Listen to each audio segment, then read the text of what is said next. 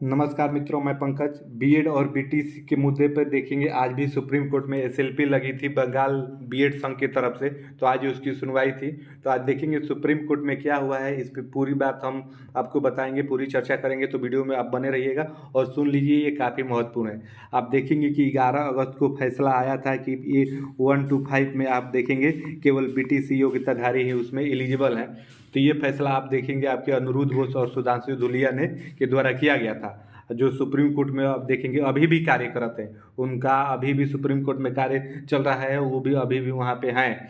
तो उसके बाद आप देखेंगे कि जो आज ये सुप्रीम कोर्ट में ये केस लगी थी, आज जो ये केस लगी थी, तो बीएड के वकील साहब का कहना था कि जो प्रशांत भूषण है, एडवोकेट बीएड के बंगाल में प्रशांत भूषण है, उनका कहना ये था कि 11 अगस्त के फैसले से पहले बीएड एलिजिबल हुआ करता था। प्राथमिक में ब्रिज कोर्स के माध्यम से एलिजिबल करवाया जाता था, लेकिन उसके बाद आप देखेंगे सरकार ने 11 अगस्त को फैसला दिया, ब्रिज कोर्स को न ध्यान में रखते हुए ये फैसला दे दिया डीएलएड के पक्ष में। उन्होंने अपना ये पक्ष रखा।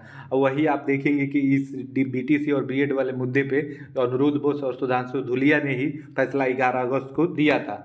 तो उसके बाद आप देखेंगे बिहार के एवज में भी बात की गई। जी हाँ, आप देखेंगे कि बिहार के लिए भी महत्वपूर्ण है, क्योंकि बिहार आप देखेंगे 13 अक्टूबर को बिहार में भी ये दीपांकर गौरव का जो केस है, उन्होंने भी ये किया था। तो आप देखेंगे जस्टिस बोपन्ना ने भी वहाँ पे भी यही कहा था। जो 13 आप देखेंगे 13 को फैसला हुआ, 13 अक्टूबर को हाई कोर्ट में, तो जस्टिस बोपन्ना ने भी वहाँ यही कहा कि इस केस को पहले से आपके अनिरुद्ध बोस और सुधांशु धुलिया ने सुना हुआ है, तो हम उन्हीं के बेंच में ये आपके केस को ट्रांसफ़र कर रहे हैं। तो वहाँ पे भी आप देखेंगे छात्रों ने आपत्ति की थी, लेकिन वहाँ पे ट्रांसफ़र किया गया। ट्रांसफ़र करने का रीज़न ये है कि आप देखेंगे कि जो अनिरुद्ध बोस की बेंच है और सुधांशु धुलिया की, वो इस केस को अच्छे से समझे हुए हैं, जाने बुझे हैं, क्योंकि 2018 से आप देखेंगे उन्हीं के बेंच में ये केस था और उन्होंने ही फैसला दिया था। तो बिहार ने भी आप देखेंगे, बिहार के हाई कोर्ट ने भी वहाँ से भी इस केस को आप देखेंगे अनिरुद्ध बोस और सुधांशु धुलिया के ही बेंच में उसको ट्रांसफ़र किया हुआ है। और वही देखेंगे आज फिर से वही हुआ यहाँ पे भी। आपका देखेंगे यहाँ पे जो आपका बिहार बंगाल में लगा था केस, तो यहाँ के आपके जस्टिस जेके माहेश्वरी थे। आज देखेंगे आपके बंगाल में जेके माहेश्वरी के बेंच में सुनवाई हुई और उनके साथ केबी विश्वनाथन जी थे। इन दोनों के बेंच में आप देखेंगे सुप्रीम कोर्ट में सुनवाई हुई है। तो उन्होंने भी यही कहा है कि ये केस पे पहले से फैसला आ चुका है और वो बेंच अभी भी कार्यरत है सुप्रीम कोर्ट में, तो हम भी इस केस को उन्हीं के बेंच में आपको ट्रांसफ़र कर रहे हैं। यानी आप देखेंगे फिर आज अनिरुद्ध बोस और सुधांशु धुलिया के बेंच में आज भी बंगाल की तरफ से भी ये केस को वहाँ पे भी ट्रांसफ़र कर दिया गया।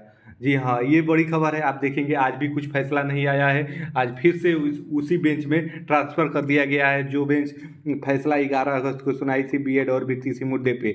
और उस बेंच में आप देखेंगे कि बार बार ये ट्रांसफ़र कोई इसलिए किया जा रहा है। और आपको एक बात और हम बता दें कि अगर आप देखेंगे भारत में किसी भी राज्य में अब बीएड बीटीसी मुद्दे पे केस होगा, तो हर जज, हर हाई कोर्ट आप देखेंगे, हर जस्टिस आपको सुधांशु धुलिया और अनिरुद्ध बोस के बेंच में ही ट्रांसफ़र करेंगे, क्योंकि वो कार्यरत हैं अभी सुप्रीम कोर्ट में और उन्हें ने ये फैसला दिया है, तो इसीलिए वहीं पे ट्रांसफ़र किया जा रहा है। तो आप देखेंगे कि उनके वहाँ पे ट्रांसफ़र बंगाल की तरफ से भी कर दिया गया है। बंगाल की तरफ से जो सुप्रीम कोर्ट में सुनवाई हुई बंगाल बीएड संघ की तरफ से, उसको भी उन्हीं के बेंच में ट्रांसफ़र कर दिया गया है। और आप देखेंगे कि अब ये सुनवाई आपकी दशहरा के बाद ही होने वाली है। और आप देखेंगे कि अभी तक साइट पे डेट जनरेट नहीं हुआ है, अगली डेट कब मिली है इसका अभी पता नहीं चला है। तो जैसे इसका डेट पता चलेगा कि अगली सुनवाई कब होगी, तो भी हम आपको वीडियो के माध्यम से बता देंगे।